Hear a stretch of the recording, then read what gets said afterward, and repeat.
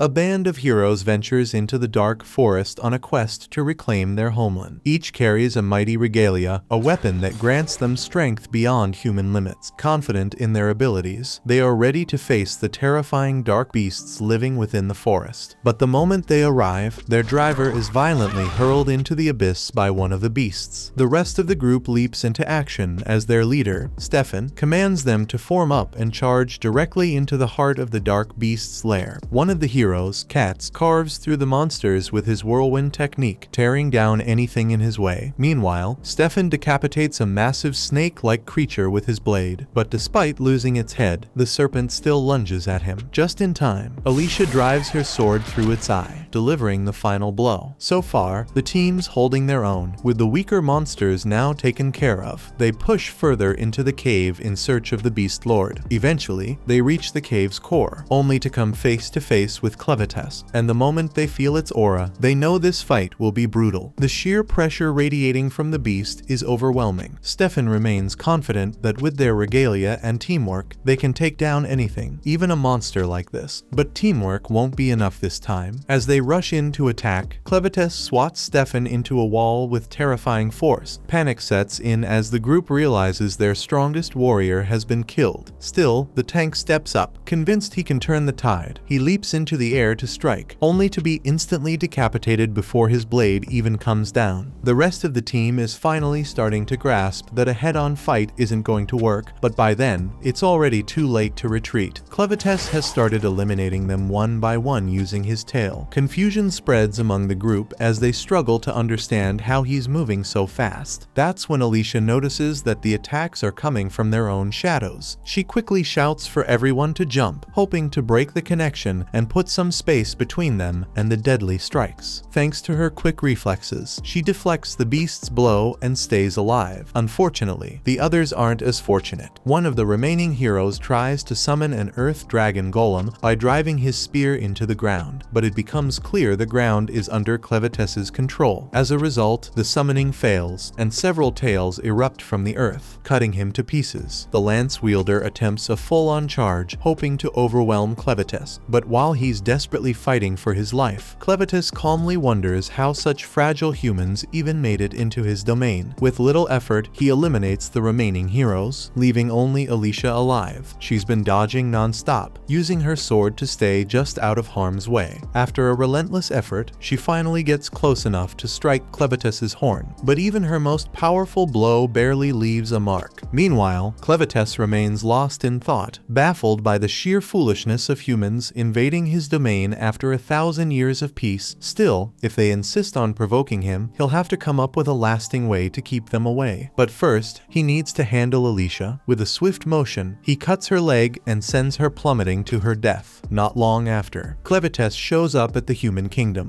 Burning with vengeance, he had no intention of interfering with the human world, as long as they stayed out of his, but they couldn't resist trying to invade his territory based on what the heroes said before the battle. It was the king of Haydn who sent them. So now, Clevites intends to pay the king a visit and have a serious word with him about it. The kingdom's archers quickly respond to the threat and prepare to take down Clevites, but as expected, their arrows are completely useless against him. Still, despite the obvious gap in power, they keep firing as if it might somehow make a difference. Clevites originally planned to ignore the rest of the humans. He only came for the king, but now that they've chosen to attack him, he mercilessly cuts them down as he makes his way to the castle. The castle guards scramble to ready their defenses, turning their catapults toward Clevites. But just like the archers' attacks, their weapons are completely ineffective. Clevites tears through the castle walls like they're made of paper. Inside the castle, a guard rushes to warn the king about Clevites' assault, but the king has already heard the destruction unfolding outside and knows exactly what's happening. The heroes he sent clearly failed, and it's obvious now that the weapons of Haydn weren't ready to take down Clevites. He understands the Clevites is likely coming straight for him, and there's no point in trying to escape. Clevites would find him no matter where he went. Still, even if death is inevitable, the king is determined to seal off the forge and ensure the flames of Haydn never die out. Meanwhile, outside the castle, Clevites is confused by how weak these humans are compared to the heroes who confronted him earlier. At first, he assumed they might have undergone some kind of elite training, but after the castle's guards launch metal ballistas at him, he realizes that their strength came from their weapons. Reflecting on the battle, he remembers how Alicia's sword, despite doing minimal damage, managed to leave a mark on his horn, something that should have been impossible. Though humans are little more than insects to him, even an insect armed with such a weapon could pose a threat. Realizing this, Clevitus decides he must investigate the source of their power. Meanwhile, deep within the castle, the king makes his way to inspect the Forge of Haydn.